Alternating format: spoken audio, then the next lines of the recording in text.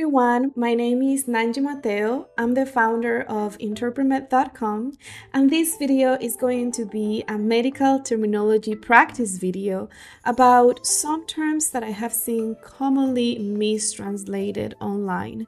So, do you think you can get them all right? Let's see. The first term is pinched nerve. So a pinched nerve occurs when you have a muscle or tendon compressing on a nerve on your back. And this causes a lot of pain and sometimes numbness and weakness as well. So how will you translate this term into your other language? Take a few seconds to think about that. Ready? Let's see the answer. Nervio pinzado. And I know that some of you may be like, what? Pinzado? I have never heard that word. Well, the thing is that the word pinchado, even though it may seem counterintuitive, means something a little bit different than pinch nerve. When you have the word pinchado, it means that you poked on something and you made that a liquid or air or a substance come out of that thing as a result of that poking. Imagine that you have a balloon and you poke on the balloon and then the air comes out or it explodes or bursts. So that's why pinchado has a different connotation. In this case, we are actually talking about compression. It's a muscle, tendon, or something that is pressing on that nerve. So that's why it's also called nervio comprimido or nervio pinzado. Did you get it right? Let me know in the comment section as you answer. Let's move on to the next one, medical form. I know that for some of you this may sound super obvious, but we may be surprised. So take a few seconds to think about how will you translate the medical form. This is simply the paper document that is given to patients for them to fill out. How will you say it in your other language?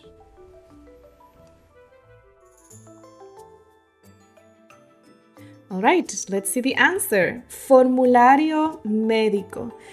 To some of you, this may sound completely okay. This is what no shock, no surprise here.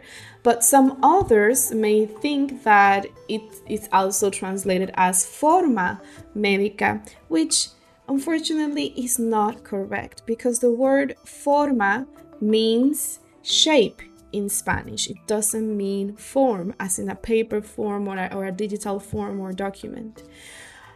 So I believe that this occurs for a couple of reasons. First, sometimes you hear native speakers use the word forma, llenar una forma, to fill out a form. However, I believe this can come from maybe being exposed to mistranslations in the United States to the point where the word forma acquires a new meaning because that's what everyone uses, even if it's technically wrong. And also, I think that formulario will be a word that will sound more natural in Spanish spoken in countries where Spanish is the official language. If you tell me in the Dominican Republic forma médica, that would be very confusing and also will sound very weird. So formulario médico will be the most correct translation, but who knows if in the future we see forma médica in the dictionary. We don't know.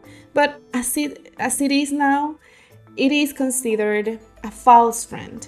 That means two words that sound similar, are spelled in a similar way, but mean completely different things. Form and forma. Very different things. Did you get it right? What are you? Are you team forma or are you team formulario? Just let me know in the chat, in the comment section. Let's move on to our next word, intoxicated. How will you translate this term into your other language?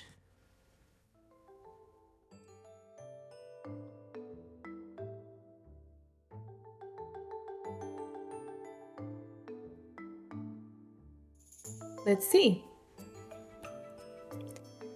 Bajo los efectos del alcohol o drogas. So this is another common false friend. Intoxicado and intoxicated. So this is actually very popular from Willie Ramirez's case. So this is the story of a baseball player in the 1980s who went to the emergency room and had a family member interpret for them. And the family member kept saying, he's intoxicado, he's intoxicado.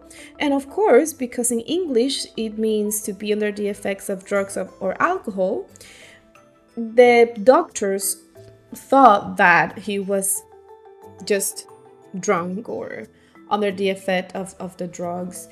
And they waited some time until the effects of the drugs wear out. Well, it turns out that Willie was actually having a stroke, and they delayed treatment for a considerable amount of time. It was so bad that he ended up becoming quadriplegic. So, intoxicated is certainly never intoxicado. Intoxicado in Spanish actually means food poisoned.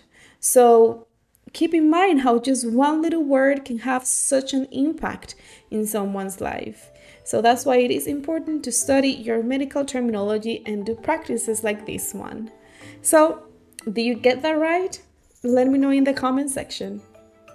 Let's move on to our next term, ice pack. So this is what you buy at the pharmacy for things like menstrual cramps and put it on your tummy, or when you have a sore muscle and you want to alleviate some of that pain.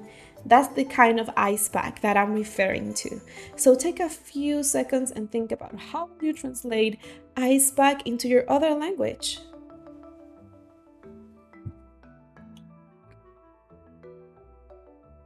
Let's see the right answer. Compresa fría. I know that some of you may have said paquete de hielo or bolsa de hielo. And while we can understand each other, it doesn't sound completely right to me. For the reason that when you say bolsa de hielo, it's like you're saying ice cube bag or ice bag, which is what you buy at the grocery store and put on your drink with the ice cubes and drink your drink, right? But in a medical context, compresa fría will sound much more natural. It will fit in much better in this medical setting. You may hear native speakers use bolsa fría or things like that, but the most correct term would be compresa fría. Doctor's office. How will you translate this term into your language? Take a few seconds. Let's see. Consultorio. So I know that some of you may have said oficina del doctor. And while it is okay to say oficina del doctor, I can understand, I can understand what you mean. It doesn't sound completely natural. You would typically say consultorio in a Spanish-speaking country. So, what do you think? Do you get them all right? Or did you miss some of the translations? Please let me know in the comment section. I really want to read your thoughts, or maybe any other examples of any other words you can come up with. So remember that if you want to find more terminology exercises like this without having to go on a scavenger hunt for interpretation practice, you can join interpret.com. We have tons of practice exercises that you will love and will help you strengthen your medical terminology, as well as consecutive and simultaneous interpreting exercises. If you like the video, don't forget to like and subscribe and leave your comments below. Did you get all the answers correctly? Which one do you think should have a different translation? So thank you so much, and until the next time.